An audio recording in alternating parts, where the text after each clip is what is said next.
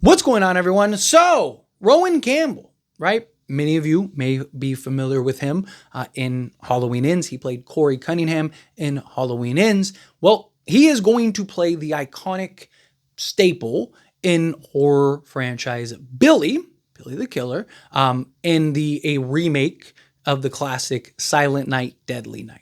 Now, this is going to be put on by Bloody Disgusting and Cineverse. They're doing Silent Night, Deadly Night, a fresh take on the classic slasher movie from 1984, coming down the chimney soon. So that's exciting, right? Bringing back and continuing the trend of the classics. That is, a very beloved horror slasher.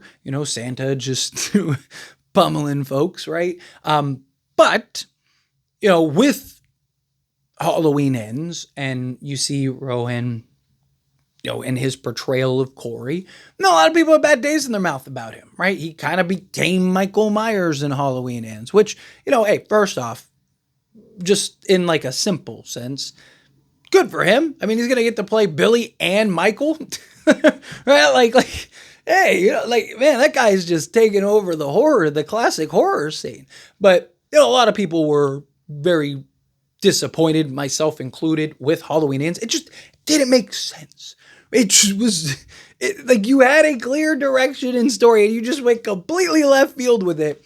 And I just that movie just angers me. But the consensus is that it was just a bad movie. Most people, I know that there's people out there that liked it. I get comments every now and then from people that are like, oh, I actually liked Halloween Ends, which is fine, right? Everyone has those movies that they enjoy. I mean, there's plenty of movies that most people, the consensus is like, that's terrible, and I like, or it's kind of my guilty pleasure or whatever.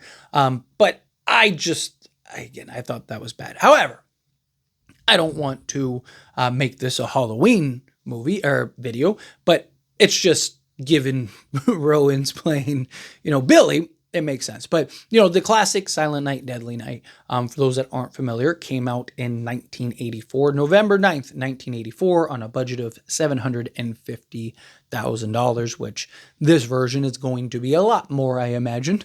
Probably, tens of millions potentially. But for those that don't know the plot or aren't familiar with the plot, the story concerns a young man named Billy Chapman who suffers from post-traumatic stress over witnessing his parents' murder on Christmas Eve by a man disguised as Santa Claus and his subsequent upbringing in the abusive Catholic orphanage. So essentially, in a nutshell, orphan raised by nuns grows up to be a killer Santa, right? Or a killer toy store Santa Claus. So, it's one of those just kind of fun horror slasher films that, it's one of those films you throw in on Christmas time, right? Snow's coming, or you just, you get that scent and smell of Christmas, it's Christmas time, and you kind of go down the list of all the iconic horror Christmas films and stuff. And look, there's a lot of them. I mean, there's even like some of the you can have like the 30 days of Christmas, right? Like, or 25 days of Christmas, where you're just kind of doing a horror movie for each time. But Silent Night, Deadly Night should be a part of that.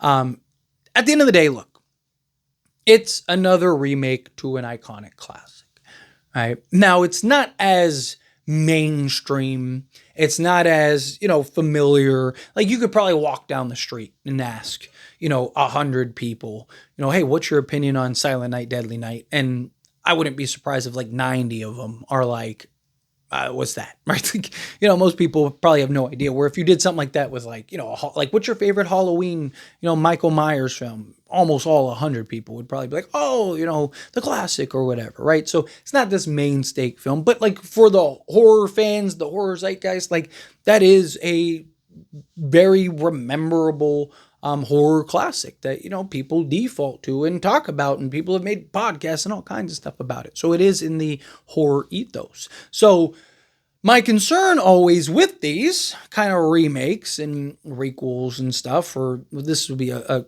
classic, a spin on the classic. So I'm curious to see, how do they approach it? Is this just like a carbon copy, almost essential shot for shot type of Silent Night, Deadly Night, or is this like is this really a fresh take, right? Because the words used were fresh take, right? But you see all the time where they're like, oh, hey, this is a fresh take on a horror classic. And then you watch it, you're like, this is just this is a carbon copy remake. Oh, that guy's name is John instead of Mike.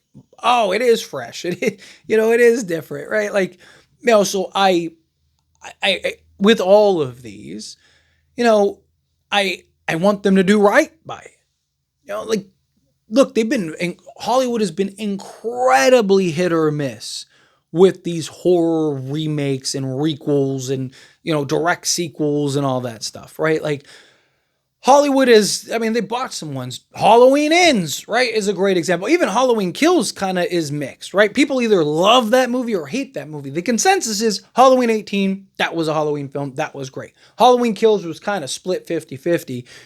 Halloween Ends, everyone was like, that was garbage. Like, that was hot garbage, right? Because it just completely went off the rails.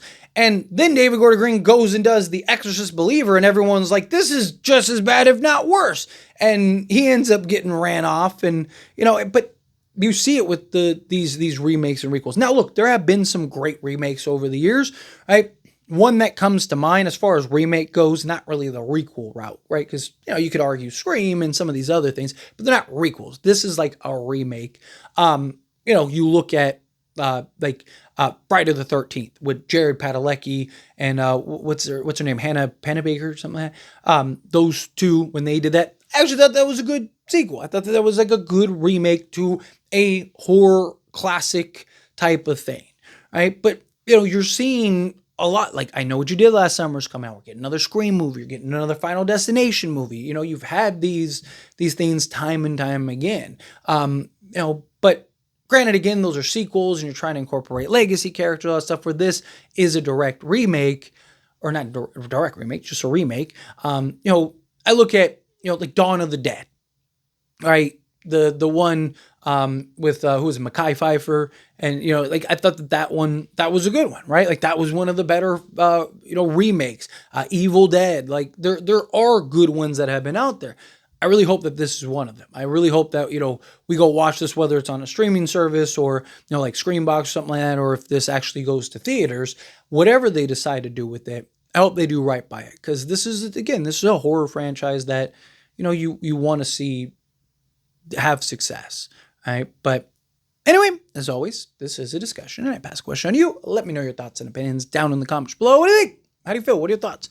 You excited for this? Or you kind of like, we'll wait and see. How do you feel? Whatever your thoughts are. Either way, let me know down in the comments below. That being said, if you haven't liked this video, hit that like button. Helps me out. We enjoy these types of videos, and I truly appreciate it. Not subscribe to the channel, hit that subscribe button. Turn on the bell notifications. Appreciate y'all. See you in the next one. Thank you.